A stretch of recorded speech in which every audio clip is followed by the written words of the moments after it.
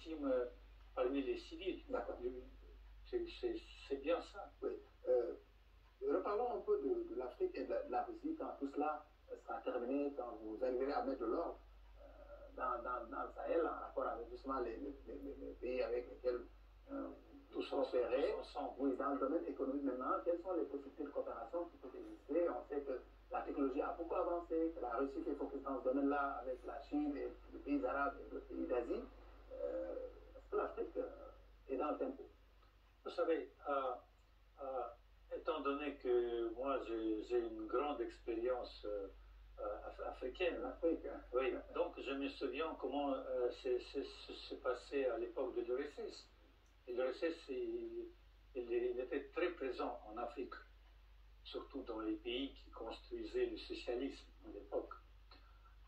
Mais avec la dissolution de l'URSS, nous avons perdu beaucoup de relations économiques avec l'Afrique. Les relations politiques sont toujours de très bon niveau. C'était toujours comme ça. Mais économiquement, comme je vous ai dit, on s'était orienté vers l'Occident. Maintenant, le temps est venu pour faire les chemins contraires pour revenir en Afrique. Mais pour ça, il faut bien sûr trouver une niche pour la Russie. Et je suis sûr que ce n'est pas seulement la vente des armes que l'Occident nous présente toujours, que la Russie c'est seulement la vente des armes, etc. Non. Nous sommes intéressés à la coopération gagnant-gagnant dans les domaines qui sont vraiment là où nous avons de l'expertise. Donc ce sont des hautes technologies, l'énergie,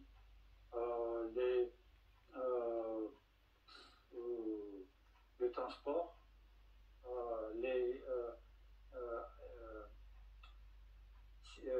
tout ce qui concerne la digitalisation, parce que la Russie maintenant est le pays les plus digitalisés.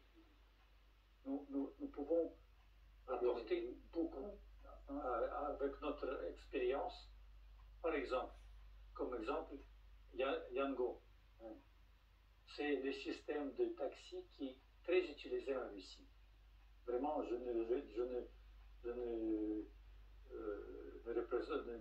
ne sais pas comment vivre maintenant sans taxi Yango, Yandex en Russie. En Russie.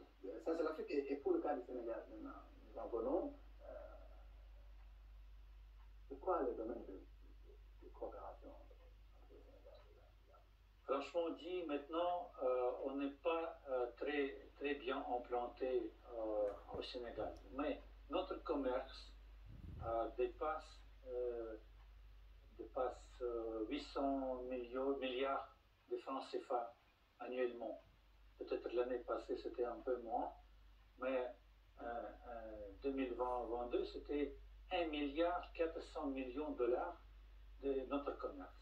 Mais le problème, on vend beaucoup plus qu'on achète. Maintenant, notre but est de trouver les produits sénégalais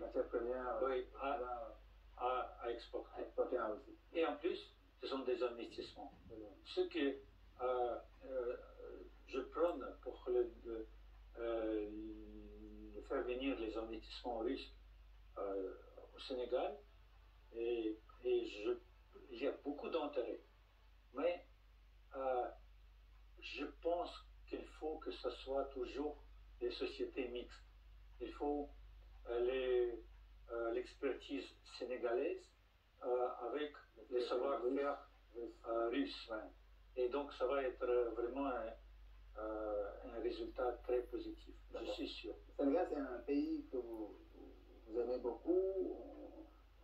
On a vu cette rencontre chaleureuse à l'époque entre l'ancien président du Sénégal, Macky Sall, qui était allé voir le président russe au moment où le fossé s'était creusé entre lui et l'Occident. On se rappelle l'histoire de cette table qui séparait d'Emmanuel Macron, alors qu'avec Macky Sall, c'était la chaleur affirmée.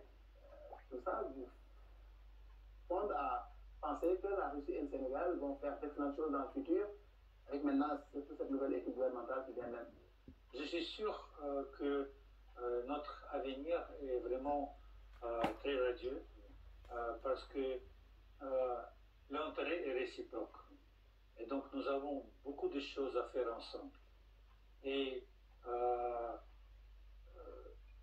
je suis sûr que si les nouvelles autorités proposent des projets intéressants aux investisseurs russes à la Russie, ils vont trouver... Vous avez parlé de l'énergie, c'est un problème non seulement au Sénégal. Oui, par exemple, je donne un exemple. Oui, nous pouvons maintenant citer l'exemple de votre voisin, Guinée-Bissau. Le président Embalo est juste revenu de Moscou et il a eu de très bons contacts avec le président Poutine. Et vraiment, en Guinée-Bissau, nous voyons beaucoup de sociétés russes qui s'intéressent à faire les affaires là-bas. Est-ce que vous avez rencontré de nouvelles autorités, le ministre, le Pas président, encore, mais j'espère bien de les voir très bientôt. Et les perspectives de coopération, on l'a dit, sont nombreuses.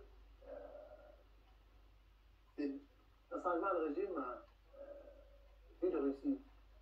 Oui, pour nous, on travaille avec tous les régimes qui sont intéressés à travailler avec les Russie, sans exception. Mais en parlant du Sénégal, je vais vous donner un exemple. Mois d'octobre, on pense d'organiser une sorte des semaines de la Russie au Sénégal qui vont comprendre l'exposition des peintres russes modernes, les artistes russes. J'espère bien qu'on va organiser un séminaire des hommes d'affaires de deux pays. Donc ça va être vraiment quelque chose de très d'envergure. Et en plus, maintenant, on fait un don à l'université, on construit un bâtiment qui va abriter une médiathèque russe qui va aider ceux qui s'intéressent à la Russie d'avoir plus d'informations. Parce que la langue russe, quand même, elle est présente dans les lycées du Sénégal, les universités depuis très longtemps. Vous disiez tantôt hors micro que c'est une histoire qui date de très longtemps. Ça date du premier président du Sénégal, le président Senghor, qui considérait grand poète russe Alexandre Pouchkine comme grand poète africain, parce que son arrière-grand-père, il est venu d'Afrique, il est devenu fils adoptif de notre empereur Pierre le Grand, et après Pierre le Grand lui donnait la noblesse russe, il est devenu le général de l'armée russe, et donc Pouchkine est vraiment une icône de la poésie russe, de la culture russe. Mais que fait aujourd'hui l'ambassade pour redynamiser la langue russe dans nos lycées, nos collèges, nos universités? L'année passée, nous avons eu 5 universités qui sont venues ici, qui ont des programmes de formation, des formateurs de classes de la langue russe au lycée. Ça va continuer cette année, j'espère. Et aussi, on va travailler pour distribuer au lycée les manuels de la langue russe et surtout former les formateurs. Ça, c'est le plus important parce que la plus grande part des professeurs de la langue russe, ils ont terminé l'université en Russie à l'époque de l'URSS, ils n'ont jamais revenu. Et c'est pas normal. Écoute, on est à la fin de cette émission, mais à quand la visite, bien la venue du président Poutine au Sénégal, en Afrique, dans la Corée nord-est africaine? C'est un président qui est très apprécié par les Africains. Oui, il est vraiment très aimé par la population africaine, surtout la jeunesse. Absolument. Et j'espère bien que le temps vienne quand le président Poutine effectuera une visite au pays africain. Il sera le bienvenu, il est attendu. Merci beaucoup, Dimitri Kourakov.